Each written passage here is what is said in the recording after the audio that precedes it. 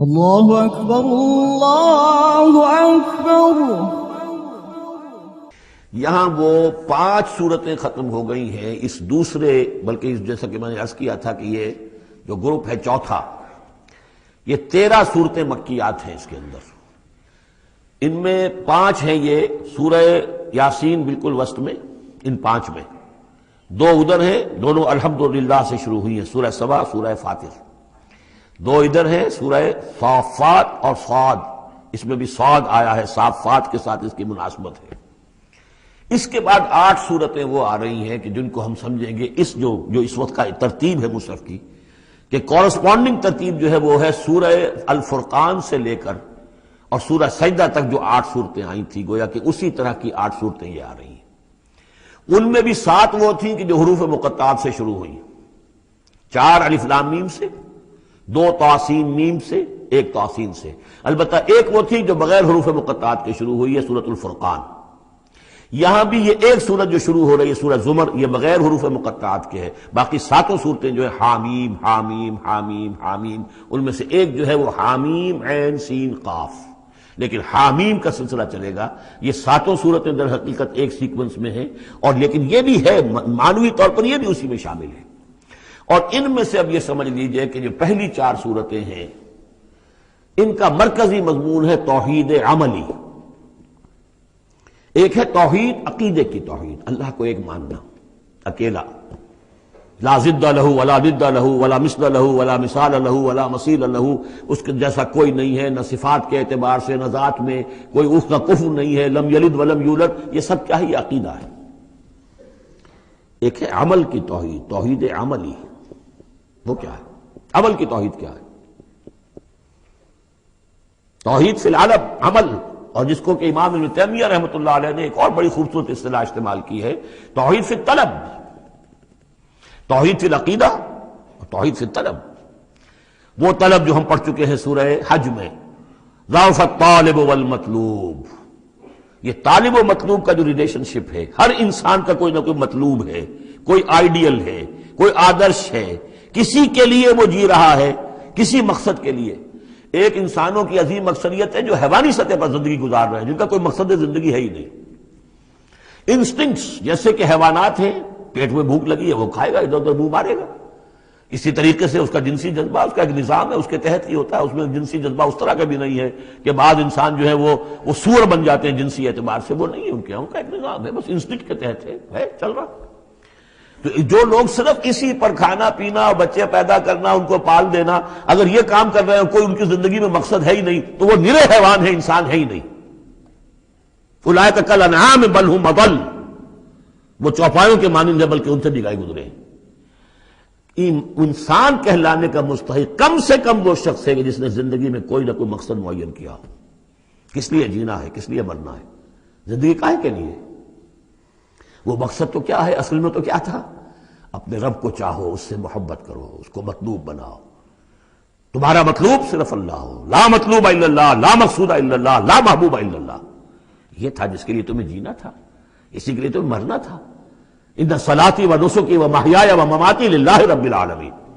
جس شخص کی یہ توحید نہیں ہے، وہ عقیدے کی توحید لیے پھرے، عمل میں مشرک ہے، شرک فی العمل، جس کا تذکرہ پہلے بھی ہو چکا ہے۔ لیکن ان صورتوں میں اب ایک بڑے سیکوینس کے ساتھ آئے گی بات۔ ویسے وہ آیت ہم پڑھ چکے ہیں، ارأیت من اتخذ الہہ ہواہ افانت تکون علیہ وکیلا۔ اے نبی، آپ نے اس شخص کو دیکھا جس نے اپنی خواہش نفس کو اپنا معبود بنا لیا، تو کیا آپ ایسے شخص کی ذمہ داری لیں گے؟ وہ کہتا تو ہے اپنے آپ کو میں موحد ہوں، اپنی خواہشات نفس، اپنے نفس کے کسی مطالبے کو پورا کر رہا ہے۔ یہ دیکھے بغیر کہ اللہ نے اس کو حلال کیا یا حرام کیا ہے، تو اس کا معبود تو اس کا نفس ہے، اللہ کہاں ہے؟ ہاں، اللہ کے لیے بھی جا کے نماز پڑھ لیتا ہے، لیکن دوسری طرف وہ نفس کو اپنا معبود بنا کے شرک کر رہا ہے۔ کہتا ہے لا الہ الا اللہ، تعویذ کو وہ اس کے جو ہے باقاعدہ تسبیح کر رہا ہے، ضربے لگا رہا ہے، جبکہ اس کا معبود اس کا نفس ہے۔ اسی طریقے سے حدیث میں آیا تعیس عبد الدینار و عبد الدرہم، ہلاک ہو جائے یا ہلاک ہو گیا درہم و دینار کا بندہ۔ نام عبد الرحمن ہے، حقیقت میں عبد الدینار ہے، اس لیے کہ دینار کے لیے حلال اور حرام کی ساری اس نے تقسیم ختم کر دی ہے۔ ڈالر آئے، پیٹرول ڈالر آئے، کچھ اور آئے، دولت آئے، چاہے حلال سے آئے، حرام سے آئے، جائز سے آئے، ناجائز سے آئے، یہ تو پھر معبود کون ہوا؟ دولت۔ ہندو میں اور آپ میں فرق کیا ہے؟ ہندو نے دولت کی دیوی بھی بنا کر ایک رکھ لی ہے، وہ لکشمی بائی ہے ان کی، اس کو پوجتے ہیں، دنڈوت کرتے ہیں، اس کی کرپا ہو جائے گی تو دولت ہو جائے گی۔ ہم نے کہا ہٹاؤ اس تکلف کو، اس لکشمی بائی کو ہٹاؤ، سیدھے دولت کو پوجو، تو دولت کے پجاری تو ہم ہیں۔ یہ جو توحید ہے، توحید عملی، اس کا جو پہلا نقطہ ہے اللہ کی بندگی کی توحید، توحید فی العبادت، بندگی صرف اللہ کی ہو، یعنی کل کی کل اطاعت اس کے لیے ہو، باقی اطاعت اس کی اطاعت کے تابع ہو۔ باپ کا حکم مانو، ہاں، جو شریعت کے خلاف نہ ہو مانو، ماں کا مانو، استاد کا مانو، حاکم کا مانو، جو حکم اللہ کے حکم کے منافی نہ ہو۔ لا طاعت لمخلوق فی معصیت الخالق، مخلوق میں سے کسی کی اطاعت نہیں ہوگی جس سے کہ خالق کی معصیت لازم آ رہی ہو۔ اگر یہ نہیں ہے اور مخلوق میں سے کسی کی بھی اطاعت آپ نے قبول کر لی ہے جس میں کہ خالق کی معصیت آ رہی ہے تو یہ شرک ہے، چاہے وہ مخلوق آپ کا اپنا نفس ہو، چاہے وہ کوئی حکام ہو، چاہے وہ کوئی اور ادارہ ہو، کوئی بھی ہو، وہ سب طاغوت ہیں۔ تو پہلی یہ سورہ زمر ہے، اس میں آپ دیکھیں گے کس تکرار کے ساتھ بات آ رہی ہے، اللہ کی بندگی، لیکن اس کے لیے اپنی اطاعت کو خالص کرتے ہوئے بندگی۔ چند آیتیں اس کی ہم پڑھ لیتے ہیں، ویسے یہ کہ وقت بہت کم ہے۔ بسم اللہ الرحمن الرحیم، تنزیل الکتاب من اللہ العزیز الحکیم۔ اگلی سورت شروع ہوگی تنزیل الکتاب من اللہ العزیز العلیم، صرف اتنا فرق ہوگا، یہ دونوں صورتیں جوڑے کی ہیں، آپس میں جوڑا ہے۔ حکیم اور علیم کا فرق ہے صرف، تنزیل الکتاب من اللہ العزیز الحکیم، تنزیل الکتاب من اللہ العزیز العلیم۔ اور یہاں حامیم نہیں ہے، وہاں سے حامیم شروع ہو جائے گا، جیسے سورۃ الفرقان بغیر حروف مقطعات کے ہے، باقی ساتوں صورتیں جو تھیں وہ ہم گن چکے ہیں وہ حروف مقطعات سے۔ اس کتاب کا اتارا جانا ہے اس اللہ کی طرف سے جو العزیز ہے، زبردست ہے، اور الحکیم ہے، کمال حکمت والا۔ انا انزلنا الیک الکتاب بالحق، اے محمد ہم نے آپ پر یہ کتاب اتاری ہے حق کے ساتھ۔ فَاعْبُدِ اللَّهَ مُخْلِصًا لَهُ الدِّينَ، بس بندگی کرو اللہ کی، اس کے لیے اپنی اطاعت کو خالص کرتے ہو۔ بندگی ہو رہی ہے، نمازیں پڑھی جا رہی ہیں، عمرے ہو رہے ہیں، حج ہو رہے ہیں، یہ ہو رہا ہے، وہ ہو رہا ہے، اور طاغوت کی اطاعت بھی ہو رہی ہے، حرام خوری بھی ہو رہی ہے، جو کچھ سارا کچھ چل رہا ہے ہماری زندگیوں کے اندر، سودی لین دین بھی ہو رہا ہے، وہ سب کیا ہے؟ یہ تو خالص بندگی تو نہ ہوئی اللہ کی، یہ تو بڑی پالیوٹڈ ہے، اس کے اندر تو بڑی بڑی گندگیاں شامل ہیں۔ فَاعْبُدِ اللَّهَ مُخْلِصًا لَهُ الدِّينَ، اس کے لیے اپنی اطاعت کو خالص کرتے ہو۔ الا للہ الدین الخالص، آگاہ ہو جاؤ، اللہ کے ہاں قبول ہے صرف وہ اطاعت جو خالص ہو۔ کچھ آدھی اللہ کی آدھی کسی اور کی، دفع کرو، وہ آدھی یہ بھی اسی کو دے دو۔ اللہ بہت غیور ہے، وہ قبول نہیں کرتا۔ میرا بننا ہے تو پورے میرے بنو، یا ایھا الذین آمنوا ادخلوا فی السلم کافہ، اسلام میں داخل ہونا پورے کے پورے آنا پڑے گا۔ اور اگر تم نے یہ کیا، افتؤمنون ببعض الکتاب وتکفرون ببعض، ہماری کتاب کے ایک حصوں کو مانا، ہماری شریعت کے بعض احکام کو مانا اور بعض کو ٹھکرا دیا، پاؤں تلے رون دیا۔ فما جزاء من يفعل ذلك منكم الا خزي في الحیاۃ الدنیا ویوم القیامۃ یردون الی اشد العذاب۔ تو جو لوگ یہ طرز عمل اختیار کریں گے ان کی سزا اس کے سوا کچھ نہیں کہ دنیا کی زندگی میں ذلیل و خوار کر دیے جائیں اور قیامت کے دن شدید ترین عذاب میں جھونک دیے جائیں۔ تو دنیا کی رسوائی تو ہمارے سامنے، ہمارے ماتھے پر لکھی ہوئی ہے۔ 150 کروڑ یا 130 کروڑ دنیا میں ہوتے ہوئے عزت نام کی کوئی شے ہمارے پاس نہیں۔ جو بھی بین الاقوامی معاملات ہیں ان میں کوئی ہم سے کوئی رائے لیتا ہی نہیں۔ الا للہ الدین الخالص، آگاہ ہو جاؤ کہ اللہ کے ہاں مقبول اگر ہوگا تو دین خالص۔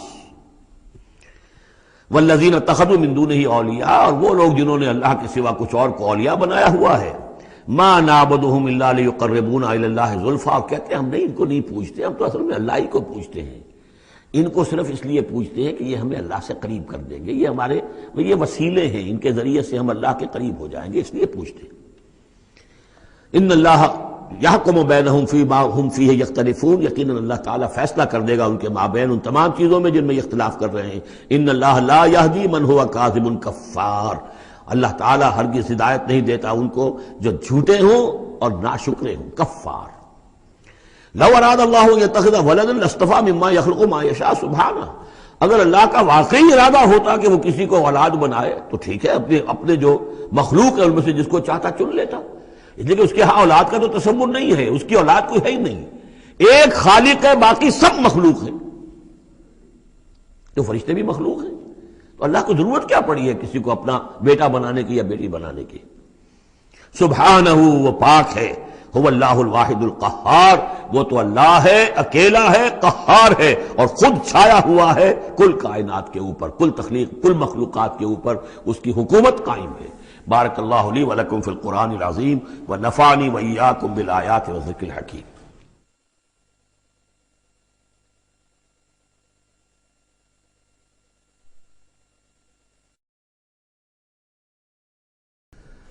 خلق السماوات والارض بالحق، اللہ نے پیدا کیا ہے آسمانوں اور زمین کو حق کے ساتھ، یعنی با مقصد ہے، نتیجہ خیز تخلیق ہے، یہ بے نتیجہ کا کار عبث اور باطل نہیں ہے۔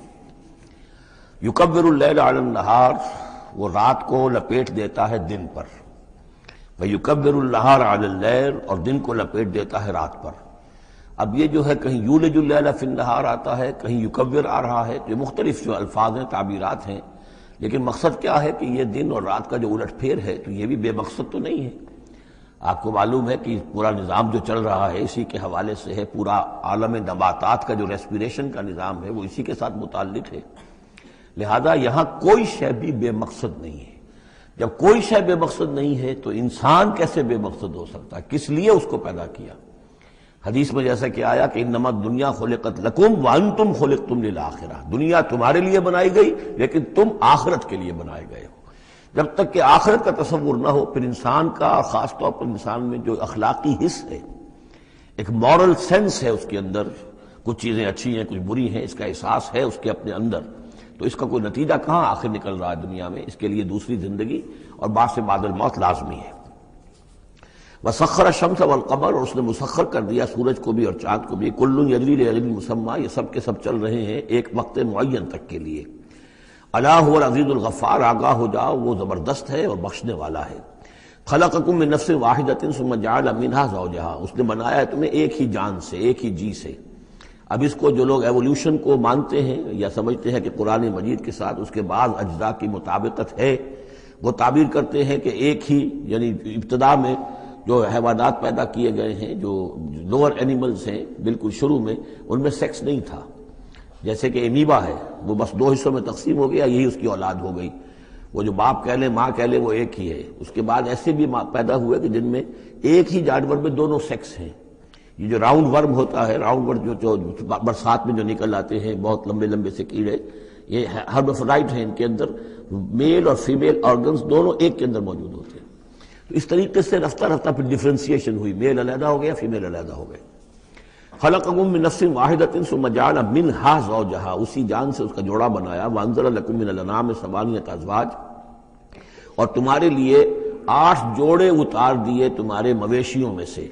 عام طور پر عرب میں جو مویشی موجود تھے ان میں سے اونٹ نر اور مادہ، گائے نر اور مادہ، اسی طریقے سے بھیڑ نر اور مادہ، اور بکری نر اور مادہ، یہ جو ہیں ان کے ہاں یہی مویشی تھے۔ ثمانیۃ ازواج یہ سورہ انعام میں بھی آ چکا ہے، وہ ہمیں یاد ہوگا۔ من الابل اثنین ومن البقر اثنین ومن المعز اثنین، یہ وہاں آ چکا ہے۔ یخلقکم فی بطون امہاتکم، اور وہ تمہیں پیدا کرتا ہے تمہاری ماؤں کے پیٹوں میں، خلقا بعد خلق، ایک خلق کے بعد دوسری خلق، تخلیق کے بعد مراحل ہیں اس کے، نطفہ ہے، علقہ ہے، مضغہ ہے، مخلقہ اور غیر مخلقہ، پھر اس کو جو، اور پھر خلقاً آخر، ایک اور ہی تخلیق ہے۔ اس پہ میں عرض کر چکا ہوں کہ اس موضوع پر ضربہ سلام جو ہے قرآن مجید کا، وہ سورہ مومنون کا پہلا رکوع ہے۔ فی ظلمات ثلاث، یہ ذکر یہاں آیا ہے، 3 پردوں کے اندر تخلیق ہو رہی ہے، یعنی ایک پردہ یہ پیٹ کی دیوار ہے، جو مردوں کی بھی دیوار ہے، یہ پیٹ کی ایبڈومینل وال ہے۔ دوسرا پردہ پھر جو یوٹرس ہے، رحم ہے، ماں کا اس کی موٹی دیوار ہے، تیسری وہ جھلی ہے جس میں کہ وہ بچہ جو ہے جنین لپٹا ہوا ہوتا ہے۔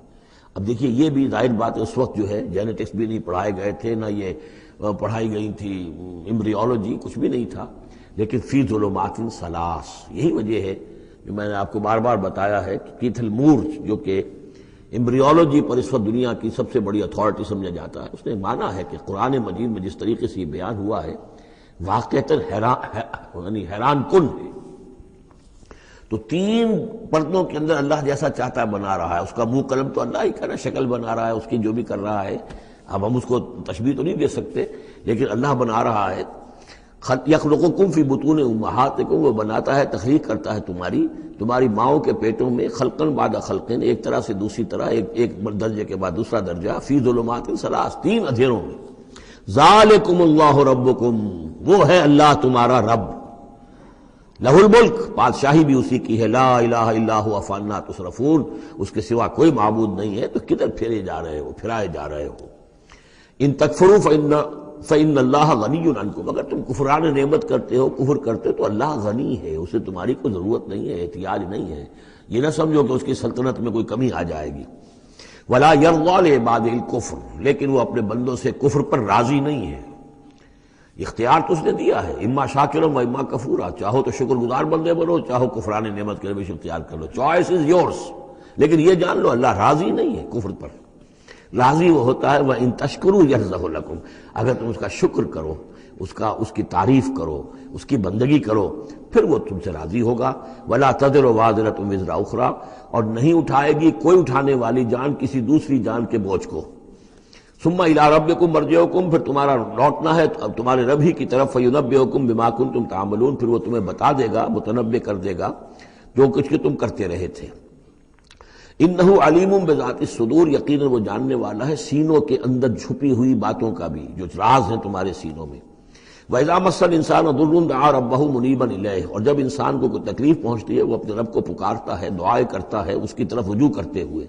ثُمَّ إِذَا خَوَّلَهُ نِعْمَةً مِّنْهُ، اور جب اللہ تعالیٰ اس کو اڑا دیتا ہے، اس کے گرد اپنی نعمت کا خول لے آتا ہے، خَوَّلَهُ، اسے لپیٹ لیتا ہے اپنی نعمت میں، نَسِیَ مَا کَانَ يَدْعُو إِلَيْهِ مِن قَبْلُ، تو جو پہلے وہ جس چیز کے لیے اللہ سے دعائیں کر رہا تھا سب بھول جاتا ہے۔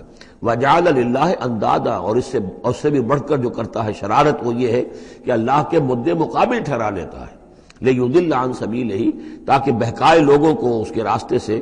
قُلْ تَمَتَّعْ، تو اللہ تعالیٰ کی طرف فرمایا جا رہا ہے نبی کہہ دیجئے اٹھا لو کچھ دنیا کے کچھ جو مزے ہیں وہ لوٹ لو، بے کفر کا، اپنے کفر کے ساتھ، قلیلاً، لیکن بہت کم، چند دن کی زندگی ہے، اس میں جو تمہیں عیاشی کرنی ہے کر لو، انک من اصحاب النار، پھر مستقل طور پر تو تم آگ والے ہو، تمہیں آگ کے اندر جھونکا جائے گا۔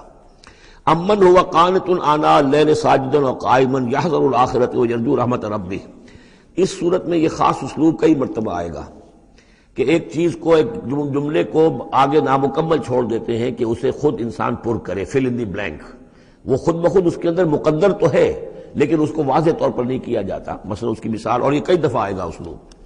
اب من ہوا قانت آناء اللیل، بھلا وہ شخص کہ جو کھڑا رہتا ہے، بندگی کرتا ہے رات کے وقت بھی، ساجدن و قائمن، کبھی سجدے میں پڑا ہوا ہے، کبھی کھڑا ہوا ہے، یحذر الآخرۃ، جو آخرت سے ڈرتا رہتا ہے، وہ یرجو رحمت ربہ، اور ساتھ ہی اپنے رب کی رحمت کا امیدوار بھی ہے، بس آگے کچھ نہیں۔ مراد کیا ہے؟ کیا بھلا یہ شخص کا من ہوا غافل، کیا برابر ہو جائے گا اس کے کہ جو غافل ہے؟ بھلا وہ شخص جس کی کیفیت یہ ہے کہ وہ فرما بردار ہے، راتوں کے اوقات میں بھی، سجدے میں بھی، اور کھڑے ہو کر بھی اللہ کی بندگی کرتا ہے، آخرت کا خوف اس کے دل میں ہے، لیکن اپنے رب کی رحمت کی امید بھی ہے۔ کمن ہوا غافل، کیا وہ شخص برابر ہو جائے گا اس کے کہ جو غافل ہے؟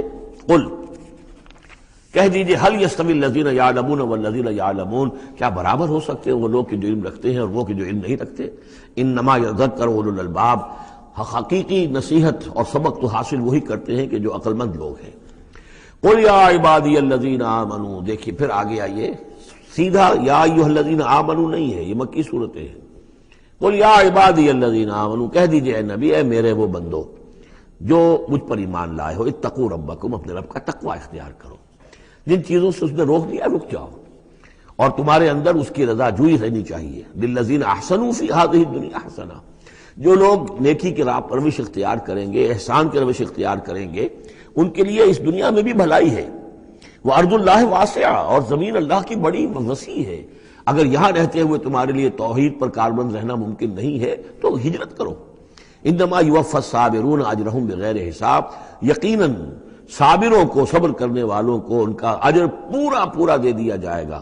یوفا بھی ہے، پورا دے دیا جائے گا، پھر بغیر حساب بھی۔ اس کا مطلب ہے مزید فضل جو ہوگا وہ بغیر حساب ہوگا، اس میں کسی حساب کا سوال نہیں۔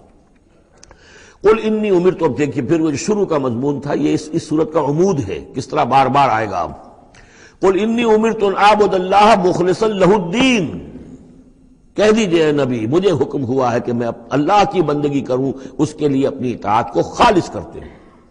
یہاں میں چاہتا ہوں تھوڑی سی وضاحت کر دوں۔ دیکھیے عبادت کے آپ یوں سمجھیے کہ ایک عبادت کا ظاہر ہے اور ایک عبادت کی اصل حقیقت ہے، پھر یہ کہ ایک اس حقیقت میں بھی ایک روح ہے اور ایک اس کا جسد ہے، ایک اس کے رسومات ہیں۔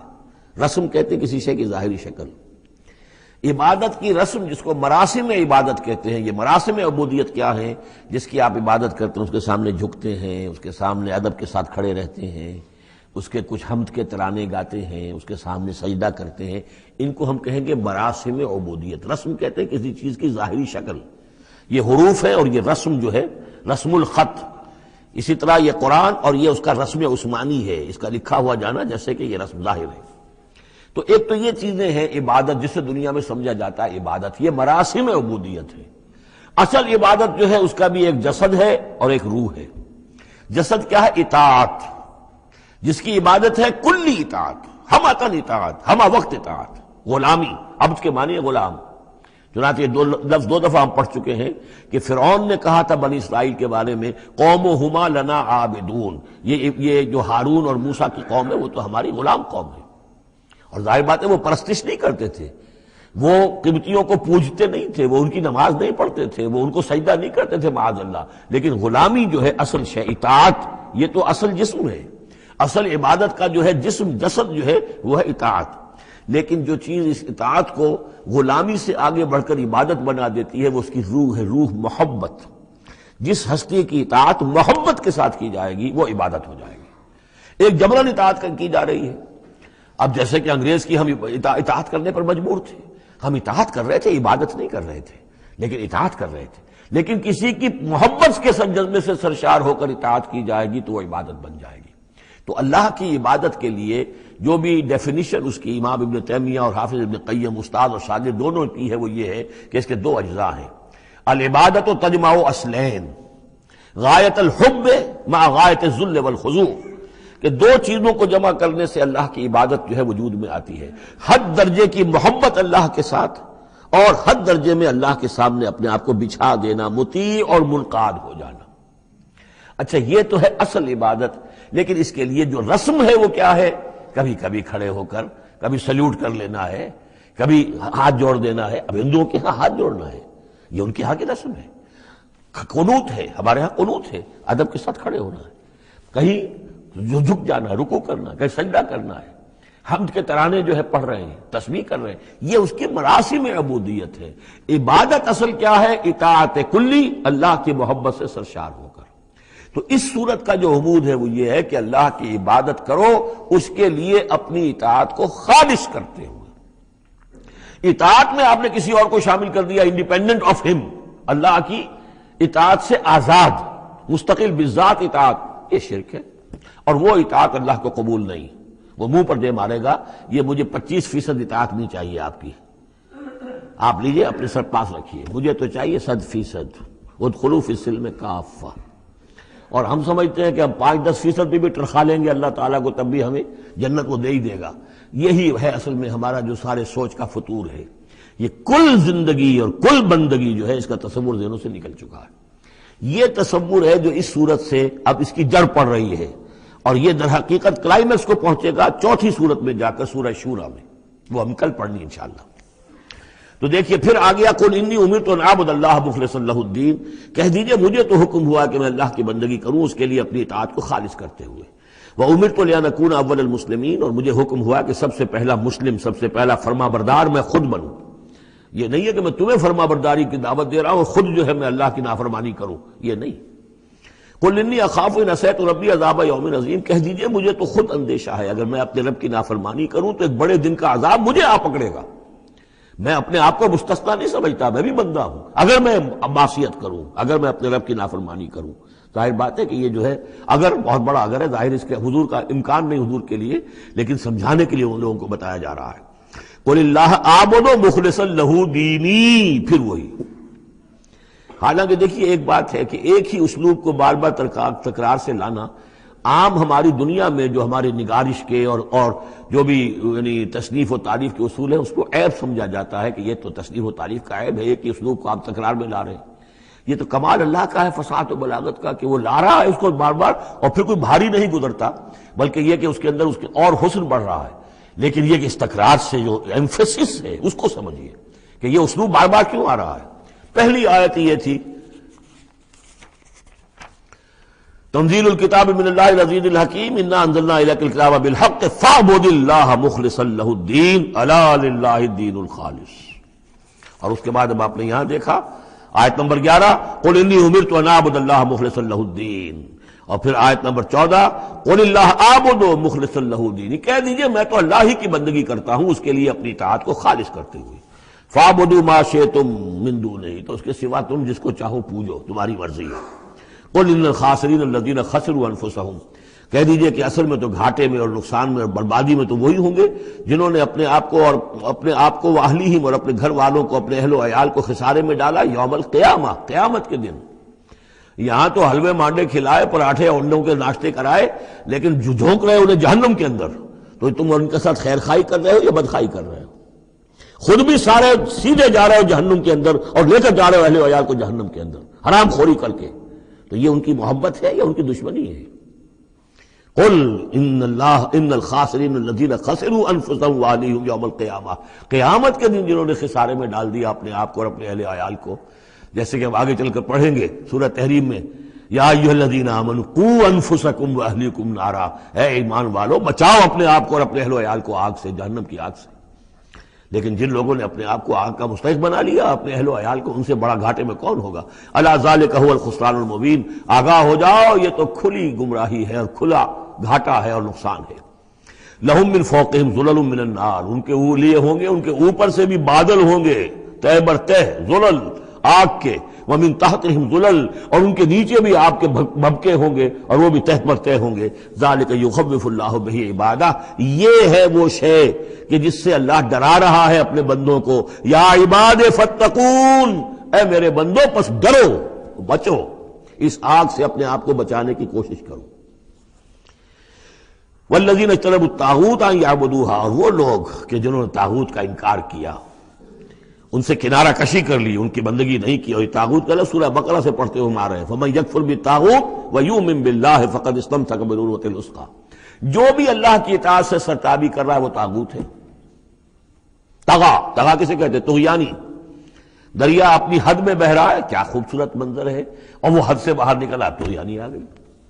یہ انسان اللہ کی بندگی کی حد میں رہے، بہت اچھا ہے، اللہ کا خلیفہ ہے، اشرف المخلوقات ہے، اور بڑھ گیا آگے اور اللہ کے حدود کے اندر داخل ہو گیا، اپنے نفس کو بنا لیا مطاع یا کسی اور کو بنا لیا مطاع، خود حاکم بن بیٹھا یا کسی اور کی حاکمیت کا قائل ہو گیا اللہ سے آزاد ہو کر، تباہی ہے، بربادی، وہ طاغوت ہے۔ تو جن لوگوں نے بھی کنارہ کشی کر لی اس سے کہ وہ طاغوت کی بندگی کریں، وَأَنَابُوا إِلَى اللَّهِ، اور انہوں نے رخ کر لیا اپنا اللہ کی طرف، رجوع کر لیا اللہ کی جانب، لَهُمُ الْبُشْرَى، ان کے لیے بشارت ہے، فَبَشِّرْ عِبَادِ، تو اے نبی میرے ایسے بندوں کو بشارت دے دیجئے، اللہم ربنا اجعلنا منہم۔ یہ جو اب اگلی آیت آ رہی اس کو غور سے سنیے، فَبَشِّرْ عِبَادِ الَّذِينَ يَسْتَمِعُونَ الْقَوْلَ فَيَتَّبِعُونَ أَحْسَنَهُ، جو لوگ کے کلام سنتے ہیں، بات سنتے ہیں، اور پھر جو اس کا بہترین رخ ہوتا ہے، بہترین پہلو ہوتا ہے، اس کی پیروی کرتے ہیں۔ یعنی یہ کہ دین جس کی طرف کہ اللہ تعالیٰ تمہیں بلا رہا ہے اس کے بھی درجے ہیں، ایک درجہ ہے صرف اسلام کا، ایک اس سے اونچا درجہ ہے ایمان، ایک سب سے اونچا درجہ ہے احسان، واللہ یحب المحسنین۔ تو اچھے سے اچھے درجے کی طرف جانے کی کوشش کرو۔ ہمارا معاملہ کیا ہے؟ دنیا میں تو ہم سمجھتے ہیں کہ اچھی سے اچھی، بہتر سے بہتر ہے، جستجو کے خوب سے ہے خوب تر کہاں، اور دین میں ہم کہتے ہیں ذرا اور کم پر بھی گزارا ہو جائے، کہیں اور تھوڑی رعایت کر کے پیچھے چلے جائیں، پاس ہو جائیں کسی طرح کم سے کم کے لیے۔ یہ ہے در حقیقت جو کہ برعکس روش ہونی چاہیے۔ فَيَتَّبِعُونَ أَحْسَنَ، عزیمت کا راستہ اختیار کرو، بہتر سے بہتر کے لیے ایم ہائی، دین کے معاملے میں بھی اپنا ارادہ جو رکھو وہ اونچا رکھو۔ یستمعون القول، جو بات سنتے ہیں فیتبعون احسنہ، جو اس کی احسن ترین پھر اس کے اندر جو پہلو ہے اس کا اتباع کرتے ہیں۔ اولئک الذین ہداہم اللہ، یہ ہیں وہ لوگ جنہیں اللہ نے ہدایت دی ہے، واولئک هم اولو الالباب، اور یہی وہ لوگ ہیں کہ جو اولو الالباب ہیں، ہوش مند ہیں، عقل مند ہیں۔ افمن حق علیہ کلمۃ العذاب، اور یہاں پھر وہی آ گیا، بھلا وہ شخص کہ جو مستحق ہو چکا ہے، جس پر لاگو ہو چکی ہے عذاب کی بات، یعنی جو مستحق ہو گیا عذاب کا، اس کے بعد کیا پھر چھوڑ دیا گیا۔ کمن ہوا فی الجنہ، کیا وہ برابر ہو جائے گا اس شخص کے کہ جو جنت میں جانے والا ہے؟ یہ گویا کہ یہاں پر محذوف ہے۔ افانت تلقذ من فی النار، تو اے نبی کیا آپ اس کو نکال سکیں گے آگ سے؟ اس کے اوپر تو اللہ کی طرف سے وہ قانون عائد ہو گیا، دفعہ لگ چکی، جیسے آپ کہتے ہیں اس پر تو دفعہ 302 لگ گئی، تو جن لوگوں پر وہ دفعہ لگ چکی ہے اللہ تعالیٰ کی طرف سے کہ یہ لوگ اس مقام کو پہنچ گئے پوائنٹ آف نو ریٹرن کو، کہ اب ان کے دلوں پر مہر کر دی گئی، اب یہ ایمان نہیں لائیں گے، تو ان کو اے نبی آپ ان کو اب آگ سے نکال نہیں سکتے۔ لیکن الذین اتقوا ربہم، لیکن وہ لوگ کہ جو لوگ اللہ کا تقوی اختیار کریں گے، لہم غرف من فوقہا غرف مبنیہ، ان کے لیے تو بالا خانے ہوں گے، ان کے اوپر اور بالا خانے ہوں گے ایک دوسرے کے اوپر۔ اللہ تعالیٰ جنت کے اسکائی اسکریپرز دے گا، جیسے کہ آج آپ دیکھتے ہیں 102 منزلیں اور 110 منزلیں چلی جا رہی ہیں، تو غرف من فوقہا غرف، بالا خانے اور بالا خانوں پر بالا خانے، مبنیہ جو چنے ہوئے ہوں گے ایک دوسرے کے اوپر، تجری من تحت الانہار، ان کے دامن میں ندیاں بہتی ہوں گی۔ وعد اللہ، یہ اللہ کا وعدہ ہے جو ہو چکا، لا یخلف اللہ المیعاد، اللہ تعالیٰ اپنے وعدے کی خلاف ورزی نہیں کرتا۔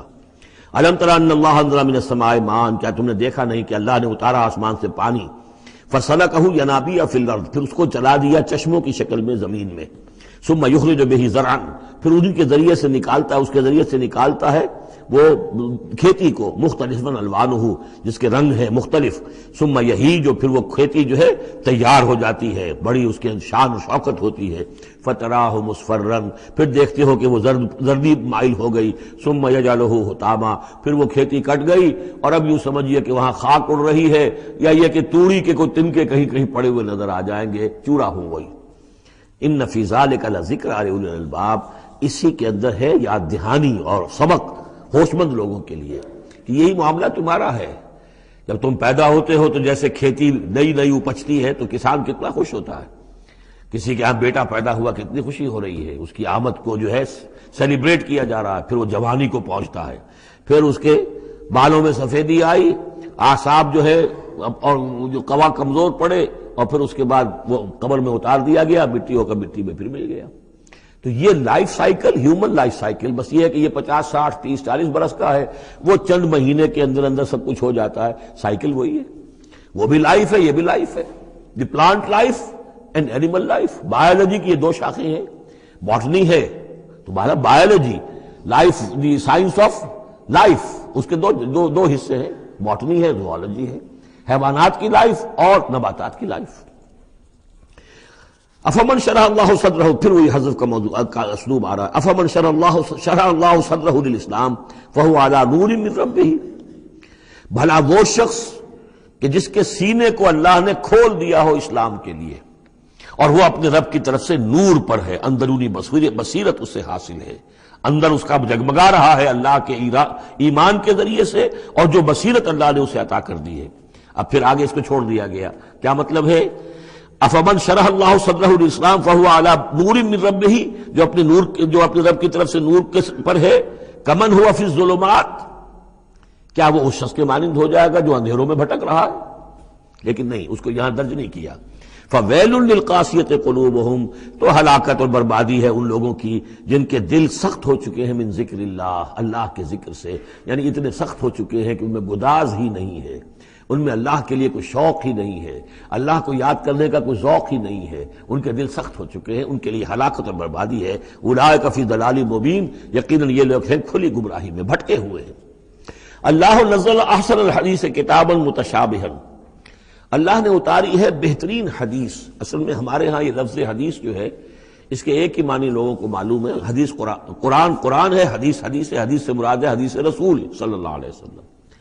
قرآن مجید میں کہیں حدیث کا لفظ حدیث رسول کے لیے نہیں آیا، ویسے حدیث کا لفظ صحیح ہے، حدیث رسول ہے وہ، اس میں کوئی شک نہیں، لیکن ہمیں جاننا چاہیے قرآن کی اصطلاح کیا ہے۔ بہترین حدیث قرآن ہے، فَبِأَيِّ حَدِيثٍ بَعْدَهُ يُؤْمِنُونَ، اس قرآن کی جیسی حدیث کے آنے کے بعد اب اور کس چیز پر ایمان لائیں گے؟ تو یہاں پر بھی لفظ حدیث آ رہا ہے، اللہ کا کلام ہے یہ، تو اللہ نزل احسن الحدیث، اللہ نے بہترین بات نازل فرمائی ہے، بہترین کلام نازل فرمایا ہے، کتاباً، کتاب کی صورت میں، متشابہاً، اس کے مضامین بہت متشابہ ہیں۔ اب جیسے ہم دیکھ چکے ہیں کہ 7 جگہ تو قصہ آدم و ابلیس آ رہا ہے، حالانکہ اس میں ہر جگہ کوئی نہ کوئی نئی بات ہے، کچھ نہ کوئی فرق ہے، لیکن یہ کہ 7 جگہ آ رہا مشابہ تو ہے نا۔ قرآن کو جو شخص پڑھ رہا ہے اگر ایک ہفتے میں وہ ختم کرتا ہے تو گویا کہ ہر ہفتے اسے کہیں نہ کہیں وہ آدم و ابلیس کا تذکرہ جو ہے وہ مل جائے گا ہر روز میں۔ تو اس طریقے سے یہ کہ جو اہم مضامین ہیں وہ قرآن مجید میں اس طریقے سے لائے گئے ہیں کہ صورتیں مشابہ ہیں، صورتوں کے جوڑے ہیں، مثانیہ دہرائی ہوئی یا جوڑوں کی شکل میں دونوں معنی ہو سکتی ہیں اس کی۔ تقشعر منہ جلود الذین یخشون ربہم، جن لوگوں کے اندر اللہ کی خشیت ہے ان کے رونگٹے کھڑے ہو جاتے ہیں اس کتاب کو پڑھ کر، اس کو پڑھتے ہوئے ان پر جو اللہ تعالیٰ کا خوف اور اللہ کی خشیت طاری ہوتی ہے تو جسم کے جو بال ہیں، جلد کے اوپر جو بال ہیں وہ کھڑے ہو جاتے ہیں۔ ثم تلین جلودہم وقلوبہم الی ذکر اللہ، پھر اس کے بعد ان کی کھالیں بھی اور ان کے دل بھی اللہ کی یاد میں نرم پڑ جاتے ہیں۔ ذالک ھدی اللہ یہدی بہ من یشاء، یہ اللہ کی ہدایت ہے جو وہ دیتا ہے جس کو چاہتا ہے۔ ومن یضلل اللہ فما لہ من ہاد، اور جس کی گمراہی پر اللہ تعالیٰ کی طرف سے مہر ثبت ہو چکی پھر اس کے لیے کوئی ہدایت دینے والا نہیں۔ افمن یتقی بوجہہ سوء العذاب یوم القیامہ، پھر وہی حذف کا موضوع ہے، کا اسلوب ہے۔ بھلا وہ شخص کہ جو اپنے چہرے کو سوء العذاب سے بچانے کی کوشش کرتا ہے، جو روکتا ہے اپنے منہ سے، آگ کی لپیٹ آ رہی ہے، آگ کے جو ہے تھپیڑے آ رہے ہیں، اور وہ کیا کرے، چہرہ جو ہے اس کی زد میں ہے۔ افمن یتقی بوجہہ، اپنے چہرے سے روکتا ہے سوء العذاب، عذاب کو، یوم القیامہ، قیامت کے دن، تو کیا بھلا وہ شخص اس کے برابر ہو جائے گا جو روح و ریحان و جنت نعیم کے اندر ہے؟ برابر تو نہیں ہوگے۔ بھلا وہ شخص کہ جو روکتا ہے اپنے منہ پر برا عذاب یوم القیامہ، قیامت کے دن، وقیل للظالمین ذوقوا ما کنتم تکسبون، اور کہہ دیا جائے گا ان سے، ظالموں سے، چکھو مزہ جو کچھ کمائی تم کرتے رہے تھے، یہ تمہارے وہی اعمال ہیں کہ جنہوں نے اس آگ کی شکل اختیار کی ہے۔ کذب الذین من قبلہم، اے نبی جھٹلایا انہوں نے بھی جو ان سے پہلے تھے۔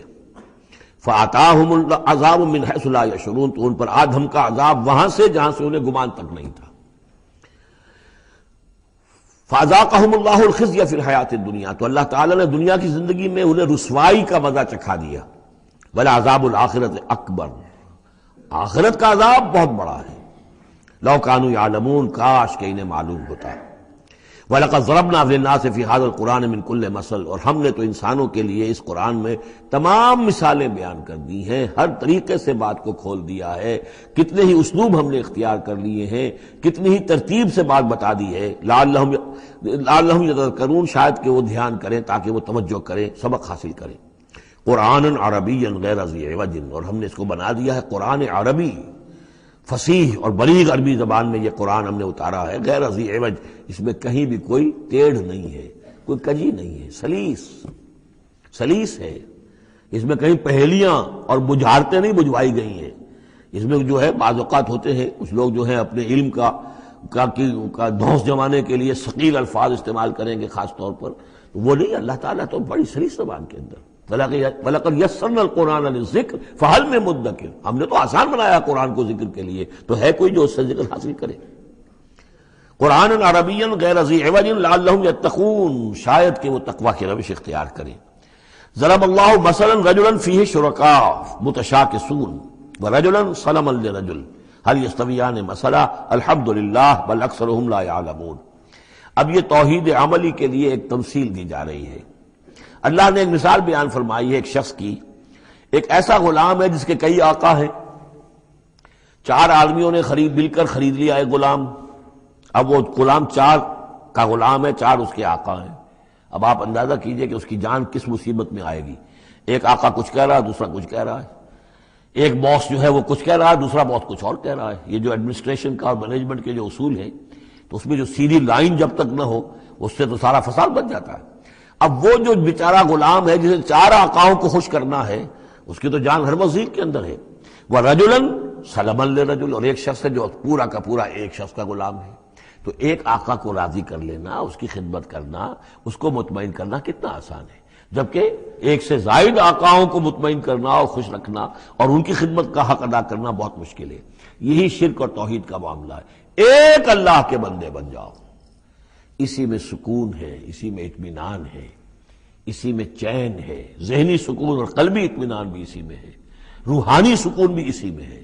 اور جب تم یہ کہ یہ شرک اور بہت سے دیوی اور بہت سے دیوتا، تو ہر وقت جو ہے وہ جان کانپتی رہے گی کہ ایک دیوی راضی ہو رہی تو دوسری ناراض ہو رہی ہے، اور ایک دیوتا جو ہے اس کی کوئی ڈنڈوت کی ہے تو دوسرا ناراض ہوگا کہ میرے ہاں کوئی چڑھاوا نہیں چڑھایا، تو یہ تو ان کی جان تو ہر وقت جو ہے مصیبت کے اندر رہے گی۔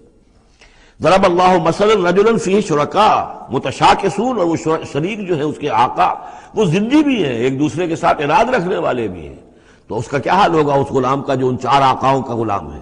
وَرَجُلًا سَلَمًا لِرَجُلٍ، اور ایک جو غلام وہ ہے، ایک شخص وہ ہے کہ جو ایک ہی آدمی کا غلام ہے۔ هل يستویان مثلا، کیا یہ برابر ہو سکتے ہیں مثال میں؟ الحمدللہ، کل تعریف اللہ کے لیے، یعنی یہ کہ صاف بات ہو گئی کہ توحید ہی صحیح راستہ ہے۔ بل اکثرهم لا يعلمون، لیکن یہ کہ ان کی اکثریت علم نہیں رکھتی۔ انک میت وانہم میتون، اے نبی آپ کو بھی وفات پانا ہے، موت آپ پر بھی وارد ہوگی اور یہ سب بھی مریں گے۔ ثم انکم یوم القیامت عند ربکم تختصمون، پھر تم اپنے رب کے پاس قیامت کے دن آپس میں جھگڑو گے۔ کیا جھگڑو گے؟ حضور کہیں گے کہ میں نے تو یہ ان کو بتا دیا تھا سارا کچھ، اللہ جو تو نے بھیجا تھا میں نے پہنچا دیا تھا۔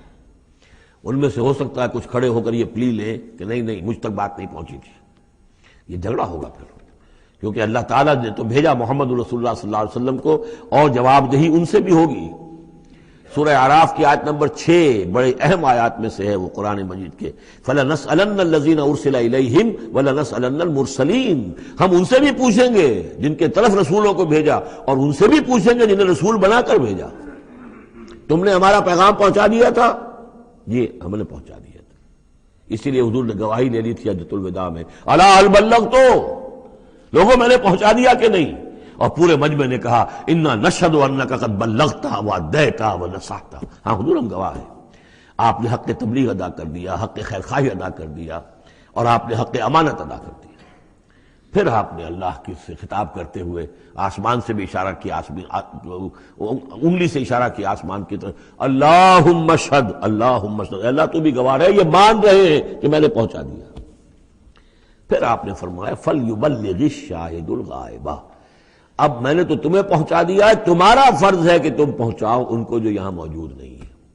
یہ ہے سلسلہ جو شروع کیا ہے، یہ گویا کہ جو میں نے کل بتایا تھا رسول و رسول اللہ ہے۔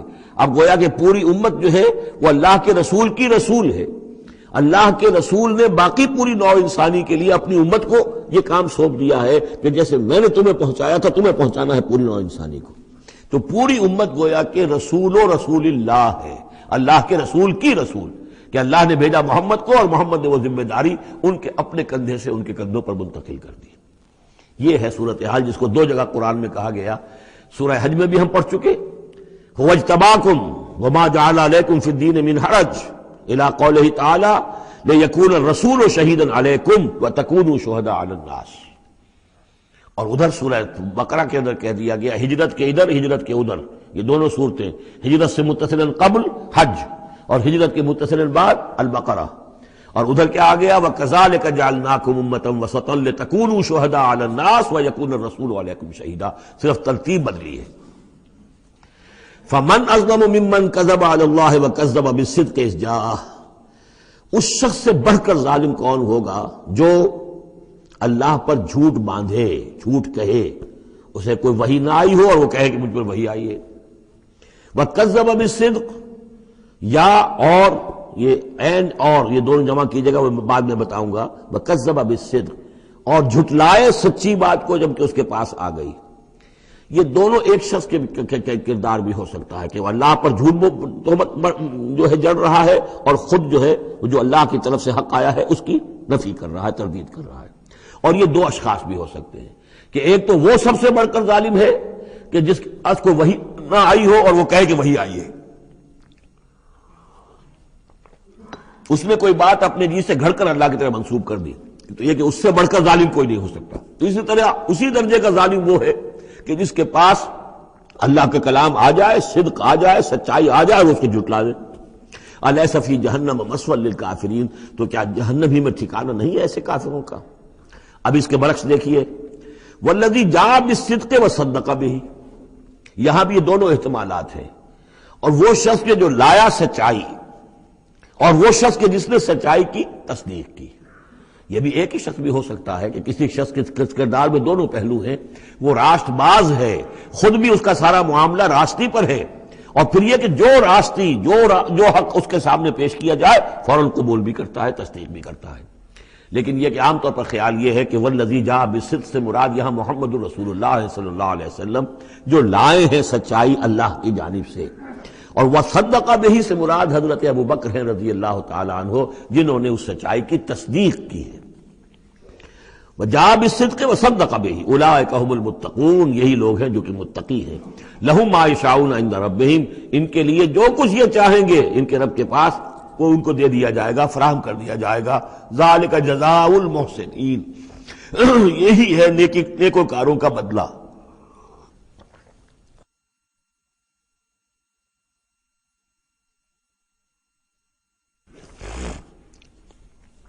لِيُكَفِّرَ اللَّهُ عَنْهُمْ أَسْوَأَ الَّذِي عَمِلُوا وَيَجْزِيَهُمْ أَجْرَهُمْ بِأَحْسَنِ الَّذِي كَانُوا يَعْمَلُونَ، تاکہ اللہ تعالیٰ ان کے وہ اعمال جو برے ہیں وہ تو ان سے دور کر دے۔ یعنی ظاہر بات ہے کہ انبیاء تو خیر معصوم ہیں، ان سے تو کسی غلط بات کا جو ہے اگر کوئی امکان پیدا ہوتا بھی ہے بنائے طبع بشری، تو اللہ تعالیٰ محفوظ کر لیتا ہے اور اس کا صدور نہیں ہونے پاتا۔ باقی تو ہر شخص سے خطا ہو سکتی ہے، غلطی ہو سکتی ہے۔ تو اللہ تعالیٰ جو ہے ان کے جو برے اعمال ہوں گے انہیں تو دور کر ہٹا دے گا، نامہ اعمال سے دھو دے گا۔ کوئی لغزش ہے، کسی وقت کوئی خطا ہو گئی ہے، کوئی ایسی شے ہے کہ جو ان کے ہاں ناپسندیدہ ہے، ان کے کردار میں ہے، اللہ اسے دور کر دے گا، دھو دے گا۔ وَيَجْزِيَهُمْ أَجْرَهُمْ بِأَحْسَنِ الَّذِي كَانُوا يَعْمَلُونَ، اور ان کا جو جزا ان کی معین کرے گا وہ ان کے بہترین اعمال کے حساب سے کرے گا۔ ظاہر بات ہے ہر نیکوکار کے تمام اعمال ایک جیسے نہیں ہوتے، نیکی کے بھی درجات ہیں، اونچے درجے کی نیکی، اس سے کمتر درجے کی نیکی، اس سے کمتر درجے کی نیکی، لیکن اللہ جب اس کی جزا کا معاملہ طے کرے گا، مقام و مرتبہ، تو اس کے بلند ترین جو اعمال ہیں اس کے حساب سے اللہ تعالیٰ اسے جنت میں مقام عطا فرمائے گا۔ جو برے ہیں ان کو دھو دے گا، پاک کر دے گا۔ والذی جاء بالصدق وصدق بہ اولئک هم المتقون لهم ما یشاؤون عند ربہم ذلک جزاء المحسنین لیکفر اللہ عنہم اسوأ الذی عملوا ویجزیہم اجرہم باحسن الذی کانوا یعملون۔ الیس اللہ بکاف عبدہ، کیا اللہ کافی نہیں اپنے بندے کے لیے، اپنے بندے کی مدد کے لیے، اپنے بندے کی حفاظت کے لیے؟ یہ سوالیہ نشان ہے حقیقت میں، یہ اس پر زور دینے کے لیے اللہ کافی ہے۔ اے نبی آپ اور اے مسلمانوں تم مطمئن رہو، تمہاری حفاظت، تمہاری مدد، اس کے لیے اللہ کافی ہے۔ وَيُخَوِّفُونَكَ بِالَّذِينَ مِن دُونِهِ، اور یہ تمہیں ڈراتے ہیں اے نبی، یہ تو آپ کو بھی ڈراتے ہیں ان سے کہ جو اس کے علاوہ ہے، اللہ کے علاوہ ہمارے معبودوں کی کوئی پھٹکار پڑے گی تم پر، جیسے کہ حضرت ابراہیم علیہ السلام کو ڈرایا تھا، سورہ انعام کے اندر ہم پڑھ آئے ہیں کہ تم نے سارے معبودوں کی نفی کر دی، اب ذرا انتظار کرو، اب تم پر جو بیتے گی ان کی پھٹکار پڑے گی تم پر، ان کی طرف سے تم پر پکڑ آئے گی۔ انہوں نے کہا تم مجھے کس سے ڈراتے ہو؟ بدبختو ڈرنا تمہیں چاہیے، تم اللہ کے ساتھ شریک کرتے ہو، مجھے تو کوئی ڈر نہیں ہے۔ اسی طریقے سے کہا کہ یہ ڈرا رہے اے نبی آپ کو بالذین من دونہ، ان کے بارے میں ان سے ڈرا رہے ہیں کہ جو اللہ کے سوا انہوں نے معبود بنا رکھے۔ وَمَن يُضْلِلِ اللَّهُ فَمَا لَهُ مِنْ هَادٍ، اور جس کو اللہ تعالیٰ گمراہ کر دے، جس کی گمراہی کے اوپر مہر لگا دے، پھر اس کے لیے کوئی ہدایت دینے والا نہیں۔ وَمَن يَهْدِ اللَّهُ فَمَا لَهُ مِن مُضِلٍّ، اور جس کو اللہ ہدایت دے دے پھر اسے گمراہ کرنے والا کوئی نہیں۔ أَلَيْسَ اللَّهُ بِعَزِيزٍ ذِي انتقام، تو کیا اللہ تعالیٰ زبردست نہیں ہے، انتقام لینے والا؟ وَلَئِن سَأَلْتَهُم مَّن خَلَقَ السَّمَاوَاتِ وَالْأَرْضَ لَيَقُولُنَّ اللَّهُ، اور جب یہ آپ ان سے اگر پوچھیں گے کس نے پیدا کیا آسمانوں اور زمین کو، وہ کہیں گے اللہ نے۔ قُلْ أَفَرَأَيْتُم مَّا تَدْعُونَ مِن دُونِ اللَّهِ إِنْ أَرَادَنِيَ اللَّهُ بِضُرٍّ هَلْ هُنَّ كَاشِفَاتُ ضُرِّهِ، تو اے نبی ان سے کہیے تو ذرا غور کرو جن کو تم پکارتے ہو اللہ کے سوا، اگر اللہ نے میرے لیے کسی تکلیف کا فیصلہ کر لیا ہو تو کیا وہ تمہارے معبود میری اس تکلیف کو دور کر سکیں گے؟ دیکھیے ظاہر بات ہے وہ بھی مانتے تھے کہ بڑا اللہ تو وہی ہے اللہ، یہ چھوٹے ہیں، تو بڑے کا حکم چلے گا کہ چھوٹے کا چلے گا؟ اگر اللہ نے فیصلہ کر لیا ہو میری تکلیف کا، میرے لیے کسی ضرر کا، تو کیا یہ تمہارے معبود تمہارے اپنے عقیدے کے مطابق جو بات ہے اس سے سوچو کہ کیا وہ اس کو اللہ کے فیصلے کے آڑے آ سکتے ہیں؟ اور ارادنی برحمت، اور اگر اللہ تعالیٰ نے میرے لیے رحمت کا کوئی فیصلہ کر لیا ہے، حل ہن ممسکات رحمت ہی، کیا ان میں اتنی طاقت ہے کہ میری اس کی رحمت کو روک لیں؟ قل حسبی اللہ، کہہ دیجئے میرے لیے تو میرا رب کافی ہے۔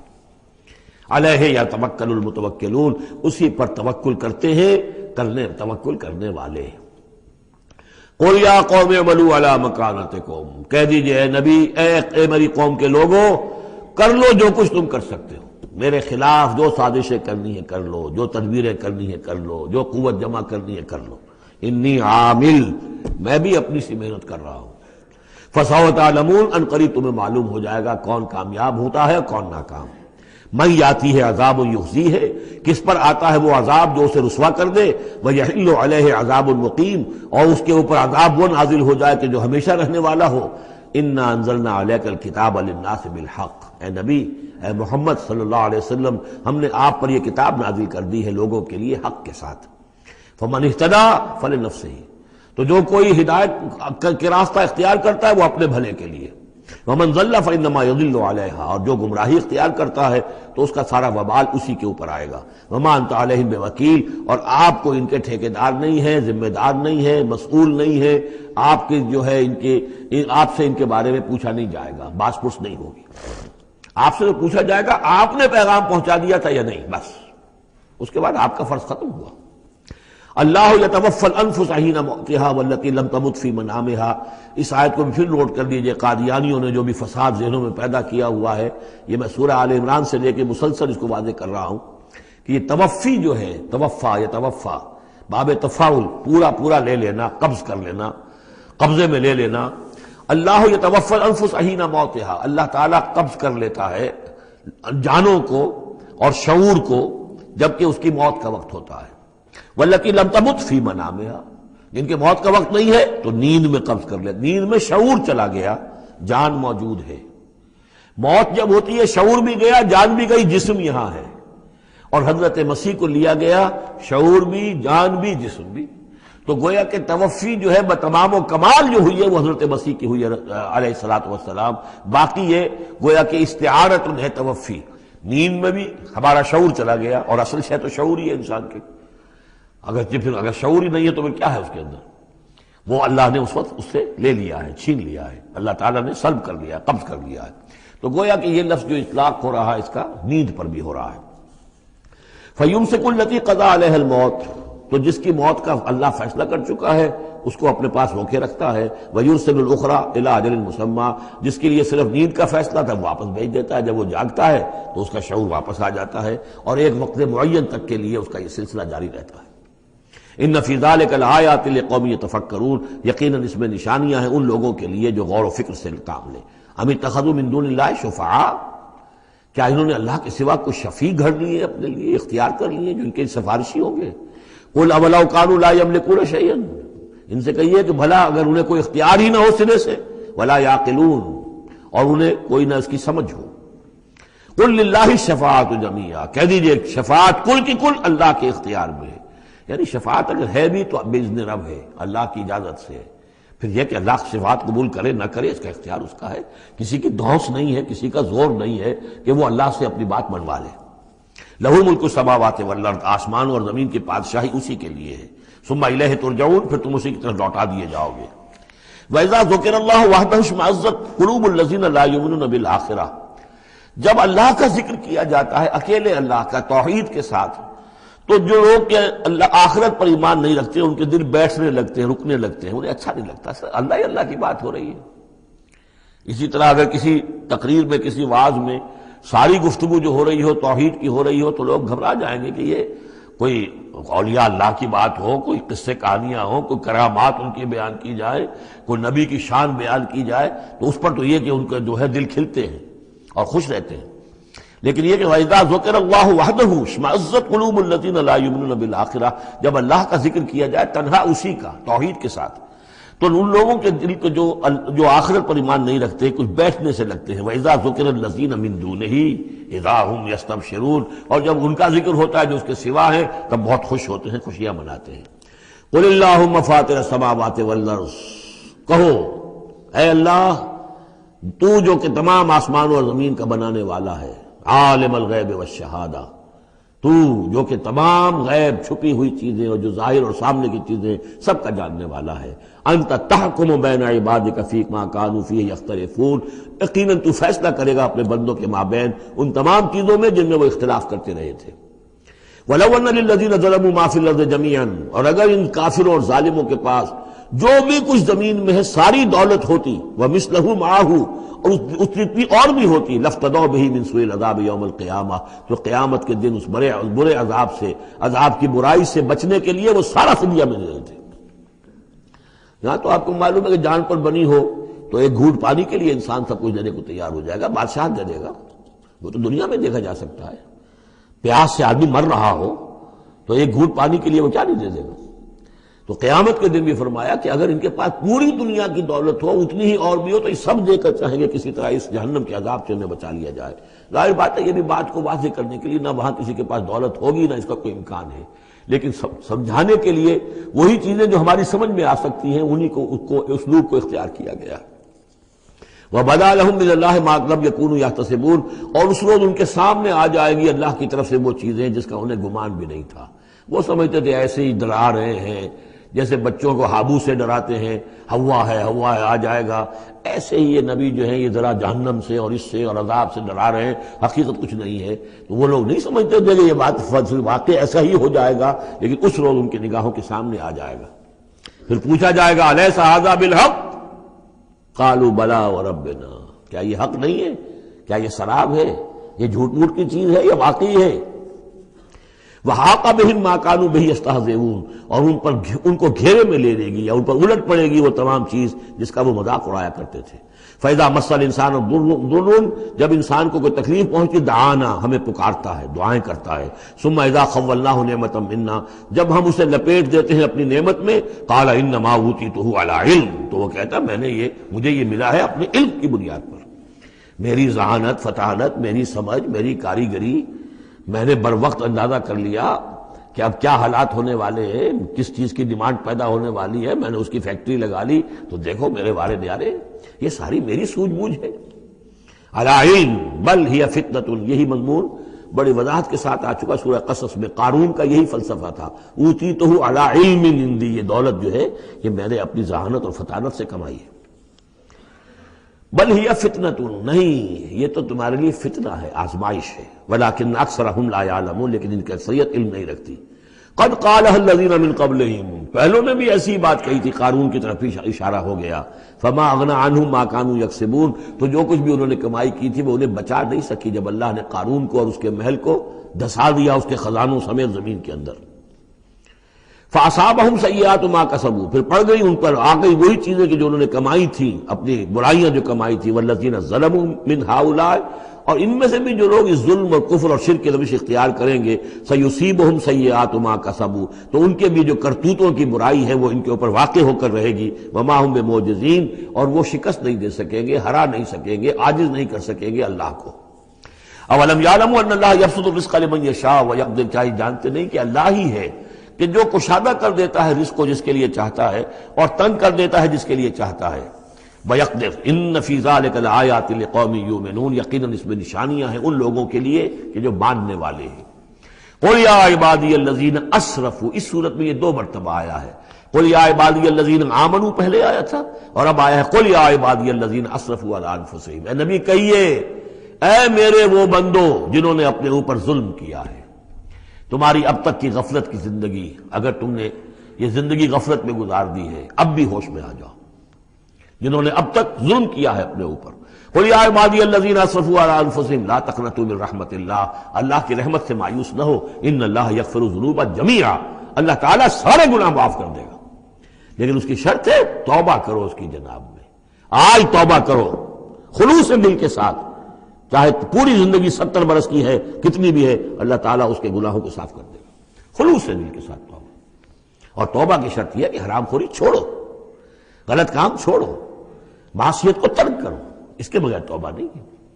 یہ ہم پڑھ چکے ہیں سورہ الفرقان کے آخری رکوع میں، الا من تاب وآمن وعمل عملا صالحا فاولئک یبدل اللہ سیئاتہم حسنات وکان اللہ غفورا رحیما ومن تاب وعمل صالحا فانہ یتوب الی اللہ متابا۔ عمل جب تک درست نہیں ہوتا تو توبہ کیا خاک ہوئی؟ توبہ وہ ہے کہ عمل درست ہو جائے۔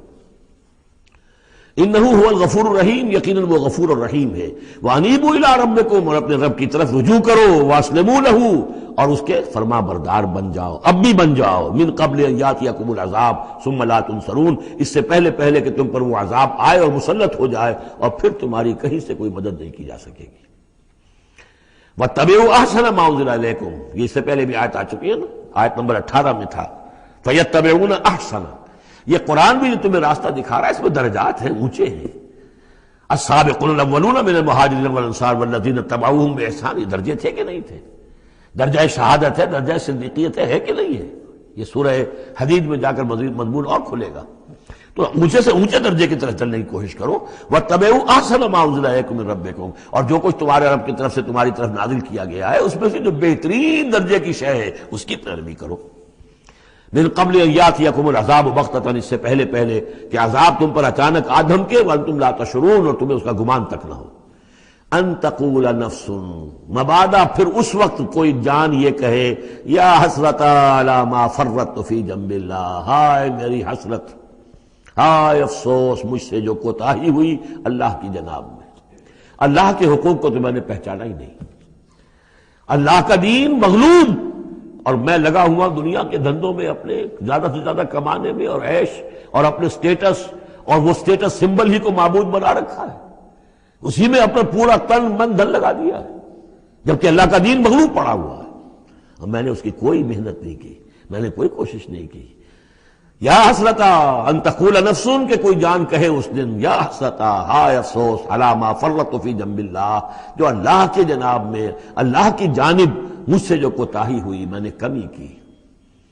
وَإِن كُنتَ لَمِنَ الصَّاغِرِينَ، اور وہ جو کافر تھے وہ تو، میں تو رہا وَإِن كُنتُ لَمِنَ الصَّاغِرِينَ، میں تو بس مذاق ہی سمجھتا رہا، میں نے کبھی سنجیدگی سے لیا ہی نہیں بات کو، I never took it seriously۔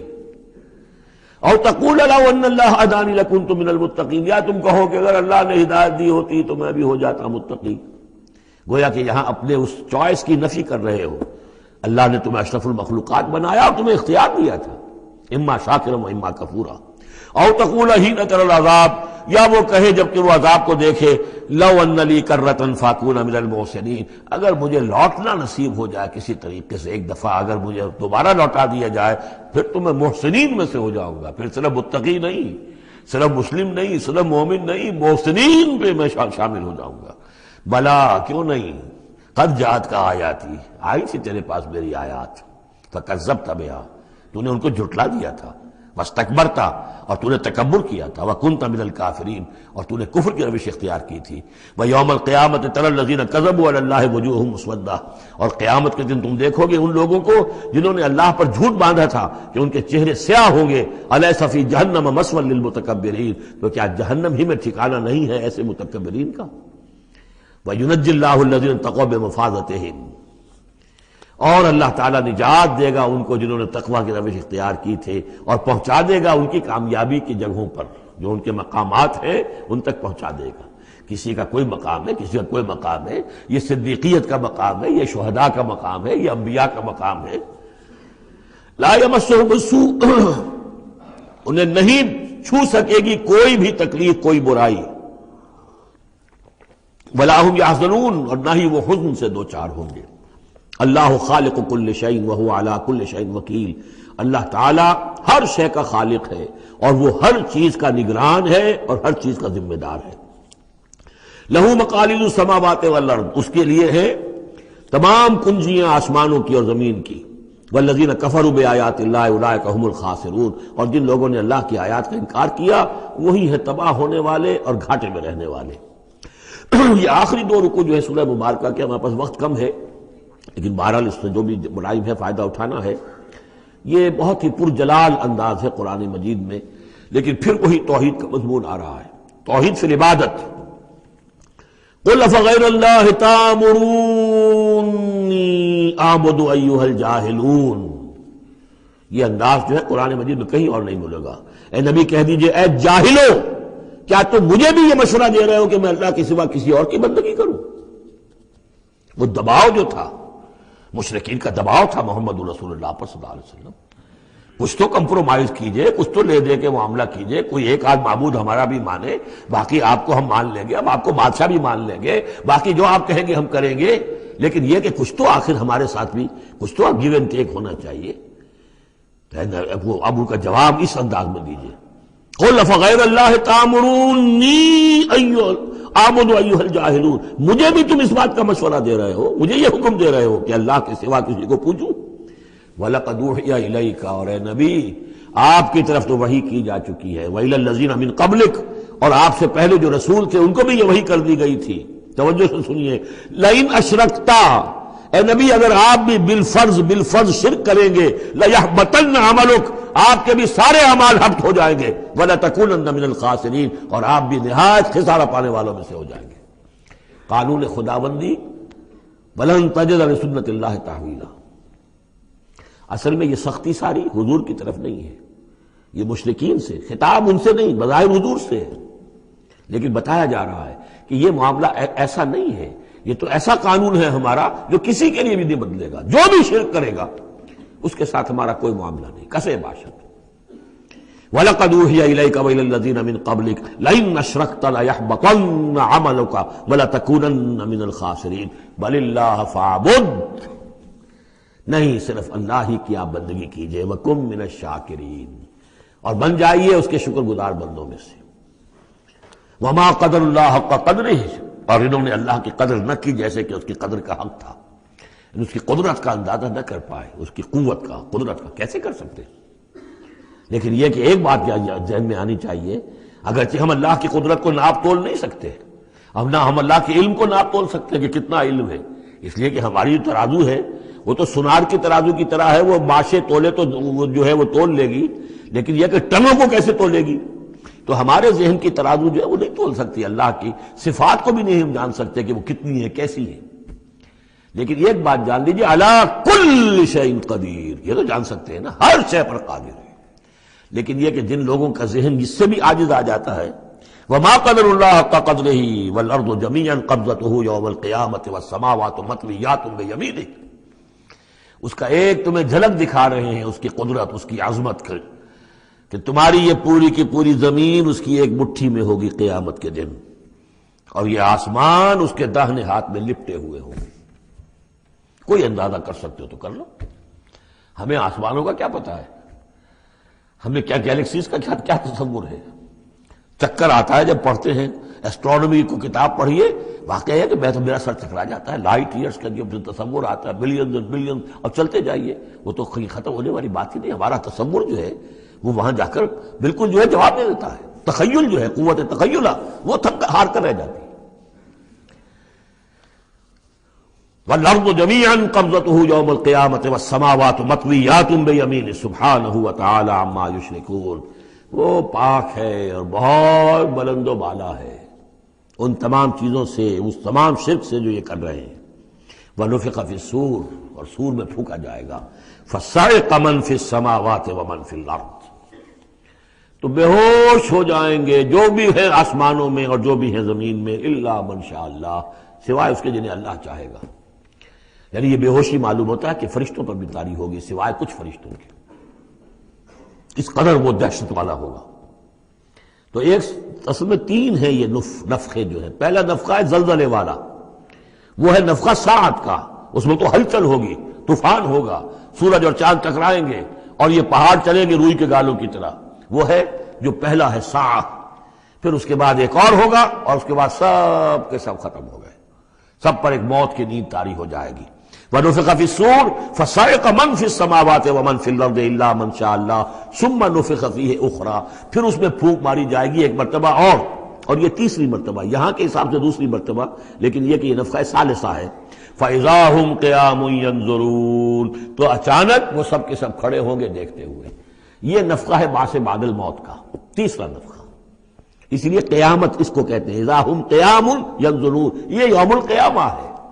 پہلے ساعہ ہے، پہلے وہ گھڑی ہے کہ جس سے ایک موت وارد ہوگی، سب پر طاری ہو جائے گی، اور یہ قیامہ ہے جس میں کھڑے ہو جائیں گے. ثم نفخ فیہ اخری فاذا ہم قیام ینظرون واشرقت الارض بنور ربہا. اور زمین چمک اٹھے گی اپنے رب کے نور سے. آگے چل کر ہم پڑھیں گے، اس وقت اسی زمین پر اللہ تعالیٰ کا نزول ہوگا. وَجَاءَ رَبُّكَ وَالْمَلَكُ صَفًّا صَفًّا. آسمان ایک غمام کی حیثیت سے پھٹ جائے گا، اور فرشتے جو ہیں قطار در قطار صفے بھادے وہ نیچے اتریں گے. وَأَشْرَقَتِ الْأَرْضُ بِنُورِ رَبِّهَا وَوُضِعَ الْكِتَابُ، اور کتاب اور اعمال نامہ لا کر رکھ دیا جائے گا. وَجِيءَ بِالنَّبِيِّينَ وَالشُّهَدَاءِ، اور انبیاء اور شہداء کو بھی پیش کر دیا جائے گا. باقی انشاءاللہ اگلے جو ہے گھنٹے میں پڑھیں گے. وَأَشْرَقَتِ الْأَرْضُ بِنُورِ رَبِّهَا، اور پوری زمین جگمگا اٹھے گی اپنے رب کے نور سے. وَوُضِعَ الْكِتَابُ، اور اعمال نامہ لا کر رکھ دیا جائے گا. اس کا یہی نقشہ کھینچا جا چکا ہے سورہ کہف میں بھی. وَوُضِعَ الْكِتَابُ فَتَرَى الْمُجْرِمِينَ مُشْفِقِينَ مِمَّا فِيهِ وَيَقُولُونَ يَا وَيْلَتَنَا مَا لِهَذَا الْكِتَابِ لَا يُغَادِرُ صَغِيرَةً وَلَا كَبِيرَةً إِلَّا أَحْصَاهَا. یہاں جو ہے نقشہ اس سے اگلے کا کھینچا جا رہا ہے. جب وہ کتاب یا اعمال نامہ لے آیا جائے گا، وَجِيءَ بِالنَّبِيِّينَ وَالشُّهَدَاءِ، اور پھر لائے جائیں گے انبیاء اور شہید. یہاں شہید سے مراد کیا ہے؟ اولاً رسول، اس لیے کہ وہ گواہی دیں گے. لِيَكُونَ الرَّسُولُ شَهِيدًا عَلَيْكُمْ وَتَكُونُوا شُهَدَاءَ عَلَى النَّاسِ. لیکن بجائے رسول کے یہاں شہید کا لفظ اس لیے کہا گیا کہ نہ صرف رسول جو ہے گواہی دیں گے، بلکہ رسولوں کی طرف سے جو تبلیغ کرتے رہے وہ گواہی دیں گے. چنانچہ جیسے آپ کو معلوم ہے کہ حضرت ابو بکر صدیق کی دعوت پر ایمان لائے ہیں 6 عشرہ مبشرہ میں سے جو صحابہ ہیں ٹاپ کے، تو گویا کہ انہیں تبلیغ کی حضرت ابو بکر نے. یا حضور نے جن صحابہ کو بھیجا، جب لوگوں نے بلایا کہ آپ ہمارے ہاں بھیجیے اپنے کوئی شاگرد، اپنے کوئی وہ ایمان لانے والے کہ جو ہمیں قرآن پڑھائیں، تو اب کون سے وہاں گئے؟ جو اصحاب صفہ میں سے آپ نے بھیج دیا. اب انہوں نے جا کر تبلیغ کی. تو یہ گویا کہ حضور کے آن بہاف آف محمد صلی اللہ علیہ وسلم وہ تبلیغ کر رہے ہیں. تو ان قبیلوں کو جنہیں انہوں نے تبلیغ کی، گواہی دینے کے لیے وہ کھڑے ہوں گے کہ اللہ تیرے دین کا جو پیغام تیرے نبی محمد کے ذریعے سے، تیرے رسول محمد کے ذریعے سے صلی اللہ علیہ وسلم ہم تک پہنچا تھا، ہم نے ان تک پہنچا دیا تھا. اسی طریقے سے پوری امت کی ذمہ داری ہوگی کہ وہ گواہی دے کہ پوری نوع انسانی کو ہم نے، اے اللہ تیرے نبی کا جو دین ہمیں ملا تھا، جو ہمیں وراثتاً پہنچا تھا، وہ ہم نے پوری نوع انسانی تک پہنچایا تھا. اور اگر ہم نہ دے سکیں یہ گواہی تو پوری دنیا کی ضلالت اور گمراہی کا وبال ہمارے گردن پر آئے گا. ہم گواہی دے دیں، تبلیغ کا حق ادا کر دیں، پھر وہ رسپانسبل ہیں. ہم نہیں کرتے تو پہلے ہم مجرم ہیں. وَجِيءَ بِالنَّبِيِّينَ وَالشُّهَدَاءِ، اور لے آئے جائیں گے انبیاء اور گواہ. وَقُضِيَ بَيْنَهُم بِالْحَقِّ، اور پھر ان کے مابین فیصلہ کر دیا جائے گا حق کے ساتھ. وَهُمْ لَا يُظْلَمُونَ، اور کسی پر ظلم نہیں ہوگا، کسی پر کوتاہی، کسی کی حق تلفی نہیں ہوگی. وَوُفِّيَتْ كُلُّ نَفْسٍ مَّا عَمِلَتْ، اور پورا دے دیا جائے گا ہر جان کو جو کچھ کہ اس نے عمل کیا تھا. وَهُوَ أَعْلَمُ بِمَا يَفْعَلُونَ، اور اللہ خوب جانتا ہے جو کچھ کہ یہ فعل کر رہے ہیں، جو عمل کر رہے ہیں. اب جو آخری سین ہوگا کہ یہ جاء ربک والملک صفا صفا، یہ زمین چٹیل کر دی جائے گی، نہ پہاڑ رہے گا، کھینچ دیا جائے گا. وَإِذَا الْأَرْضُ مُدَّتْ، اور یہیں پر جو ہے اللہ تعالیٰ کا نزول ہوگا، اور پھر یہیں پر فرشتے آئیں گے اور یہیں حساب کتاب ہو جائے گا. اب فیصلے ہو گئے ہیں کہ جہنمی جہنم کی طرف جائیں گے اور جنتی جنت کی طرف لے جائے جائیں گے. وہ نقشہ کھینچا جا رہا ہے بڑے پرجلال انداز میں. یہ خاص مقام ہے قرآن مجید کا. وَسِيقَ الَّذِينَ كَفَرُوا إِلَىٰ جَهَنَّمَ زُمَرًا، اور ہانک کر لے جائے جائیں گے کافر جہنم کی طرف، گروہ در گروہ، گروہ در گروہ. ایک امت کے بعد دوسری امت، دوسری امت کے بعد تیسری امت، چلے آ رہے ہیں، اپنے اپنے لیڈر آگے آگے ان کے چلے آ رہے ہیں. جیسے ایک نقشہ کھنچ چکا ہے سورہ یونس میں کہ یہ فرعون جو ہے وہ اپنی قوم کے آگے آگے چلتا ہوا آئے گا اور وہ اپنی قوم کو لے جا کر جہنم کے گھاٹ پر اتار دے، فَأَوْرَدَهُمْ عَلَى النَّارِ، پہنچا دے گا جہنم کے گھاٹ پر. وَسِيقَ الَّذِينَ كَفَرُوا إِلَىٰ جَهَنَّمَ زُمَرًا حَتَّىٰ إِذَا جَاءُوهَا فُتِحَتْ أَبْوَابُهَا، یہاں تک کہ جب وہ وہاں پہنچ جائیں گے جہنم پر پھر اس کے دروازے کھولے جائیں گے. اذا جاؤها فتحت ابوابها، جیسے جیل کا معاملہ ہوتا ہے کہ اس کے دروازے کھلے نہیں ہوتے، بند ہوتے ہیں، البتہ جب قیدی آتے ہیں داخل ہونے کے لیے پھر دروازے کھلتے ہیں. وقال لهم خزنتها، اس جہنم کے جو داروغہ ہوں گے، جو وہاں پر فرشتے مامور ہوں گے، وہ کہیں گے ان سے الم یاتکم رسل منکم، کیا تمہارے پاس تم ہی میں سے رسول نہیں آئے تھے؟ یتلون علیکم آیات ربکم، تلاوت کرتے تھے تم پر اور سناتے تھے تمہیں تمہارے رب کی آیات. وَيُنذِرُونَكُمْ لِقَاءَ يَوْمِكُمْ هَٰذَا، اور تمہیں خبردار کرتے تھے تمہاری آج کے دن کی اس ملاقات سے. قَالُوا بَلَىٰ، وہ کہیں گے کیوں نہیں، آئے تھے. وَلَٰكِنْ حَقَّتْ كَلِمَةُ الْعَذَابِ عَلَى الْكَافِرِينَ، لیکن یہ کہ یہ کافروں پر تو اللہ تعالیٰ کے عذاب کا حکم جو ہے وہ ثابت ہو کر رہا، یعنی انہوں نے انکار کیا، رد کیا، انہوں نے پہنچانے کا حق ادا کر دیا، انہوں نے کفر پر اڑے رہنے کا حق ادا کر دیا. نتیجہ یہ ہے کہ اب یہ مستحق ہو چکے ہیں عذاب کے. قیل ادخلوا ابواب جہنم خالدین فیہا، کہہ دیا جائے گا ان سے اچھا داخل ہو جاؤ اب جہنم کے دروازوں میں ہمیشہ ہمیشہ یہاں رہنے کے لیے. فبئس مثوى المتکبرین، تو بہت برا ہے یہ ٹھکانہ متکبرین کا. دنیا میں تم بڑی اکڑ خوریاں کرتے رہے، اب جو ہے یہاں پر تمہارے لیے یہ انجام ہے. اس کے برعکس وسیق الذین اتقوا ربهم الى الجنۃ زمرا، اور جو لوگ کہ اپنے رب کا تقوی اختیار کیے رہے تھے دنیا میں، انہیں لے جایا جائے گا گروہ در گروہ، جماعت در جماعت جنت کی طرف. حتیٰ اذا جاؤها وفتحت ابوابها، یہاں یہ واو جو ہے یہ بہت معنی خیز ہے. یہاں تک کہ جب وہ وہاں پہنچے گے اور اس کے دروازے کھلے ہوں گے، پہلے ہی سے کھلے ہوں گے. یہ مفتحت اللہم جو ابواب آ چکا ہے اس سے پہلے، اس کو یہاں پر بھی نوٹ کر لیجئے. وفتحت ابوابها وقال لهم خزنتها سلام علیکم طبتم، اور کہیں گے ان سے جو جنت کے جو داروغہ ہیں اور جنت کے جو فرشتے ہیں، وہ کہیں گے سلام علیکم، آپ پر سلام ہو. طبتم، آپ لوگ کتنے پاک باز لوگ ہیں، کتنے پاکیزہ ہیں. فادخلوها خالدین، اب آئیے اور داخل ہو جائیے اس جنت کے اندر ہمیشہ رہنے کے لیے. وقالوا الحمد للہ الذی صدقنا وعدہ، اب وہ حمد کا ترانہ جو ہے ان کی زبانوں پر آ جائے گا جنت میں داخل ہونے والوں کی. وہ کہیں گے کہ کل شکر اس اللہ کا ہے جس نے ہم سے اپنا وعدہ پورا کر دیا. وَأَوْرَثَنَا الْأَرْضَ، اور ہمیں زمین کا وارث بنا دیا. نَتَبَوَّأُ مِنَ الْجَنَّةِ حَيْثُ نَشَاءُ، کہ جہاں چاہیں آپ قرار اختیار کر لیں، جہاں چاہیں اپنا ٹھکانہ بنائیں. ہم کھلے جو ہے یہ جنت ہمارے لیے کھول دی گئی ہے. نَتَبَوَّأُ مِنَ الْجَنَّةِ حَيْثُ نَشَاءُ، جہاں چاہیں اس جنت کے اندر بہشت میں گھر بنا لیں. فَنِعْمَ أَجْرُ الْعَامِلِينَ، تو بہت ہی اچھا ہوگا اجر عمل کرنے والوں کا. اور جب یہ سب کچھ ہو گیا، اب یہ یوں سمجھیے ڈراپ سین ہے اس وہ جو میدان حشر کی عدالت کا جو ہوگا. وَتَرَى الْمَلَائِكَةَ حَافِّينَ مِنْ حَوْلِ الْعَرْشِ يُسَبِّحُونَ بِحَمْدِ رَبِّهِمْ، اور تم دیکھو گے فرشتوں کو کہ وہ گھیرے ہوئے ہوں گے اللہ کے اپنے رب کے عرش کو، اور اس کی تسبیح بیان کر رہے ہوں گے حمد کے ساتھ. یعنی انسانی جو بھی عدالت لگنی تھی لگ چکی، انسانوں کے لیے فیصلے ہو گئے. جنتی جنت کی طرف بھیج دیے گئے اور دوزخی جو ہیں دوزخ کی طرف دھکے دے دے کر پہنچا دیے گئے. اب یہ وَتَرَى الْمَلَائِكَةَ حَافِّينَ مِنْ حَوْلِ الْعَرْشِ يُسَبِّحُونَ بِحَمْدِ رَبِّهِمْ وَقُضِيَ بَيْنَهُمْ بِالْحَقِّ، ان کے مابین بھی حق کے ساتھ فیصلہ کر دیا جائے گا. اب بینہم میں بعض لوگوں نے تو مراد انسان ہی لیا ہے، جیسے کہ اوپر آ چکا ہے وَقُضِيَ بَيْنَهُمْ بِالْحَقِّ وَهُمْ لَا يُظْلَمُونَ، یہ جو پہلا رکوع تھا اس سے 7واں اس کے اندر آ چکا ہے. لیکن ایک رائے یہ بھی ہے، اور اسی لیے میں نے آپ کو اس وقت نوٹ کرایا تھا کہ ملائکہ اور ملائے اعلیٰ کے اندر بھی بعض اوقات اختلاف ہوتا ہے، کہ یہ مثلا یہ کہ اللہ تعالیٰ کے احکام کی حکمتوں کے بارے میں اختلاف ہو، کہ اللہ نے یہ جو حکم دیا اس کی حکمت یہ معلوم ہوتی ہے یا اس کی یہ حکمت معلوم ہوتی ہے. تو ظاہر بات ہے ان کے بھی درجات ہیں. تو اس روز جو ہے ملائکہ کے مابین بھی جو بھی اختلافات ہوں گے ان کا بھی فیصلہ کر دیا جائے گا. وَقُضِيَ بَيْنَهُمْ بِالْحَقِّ وَقِيلَ الْحَمْدُ لِلَّهِ رَبِّ الْعَالَمِينَ، اور آخر میں پھر وہ جے جو ہے وہ بلند کی جائے گی اللہ کی. حمد ہے کل کی کل اللہ کے لیے جو تمام جہانوں کا پروردگار ہے. حي على الفلاح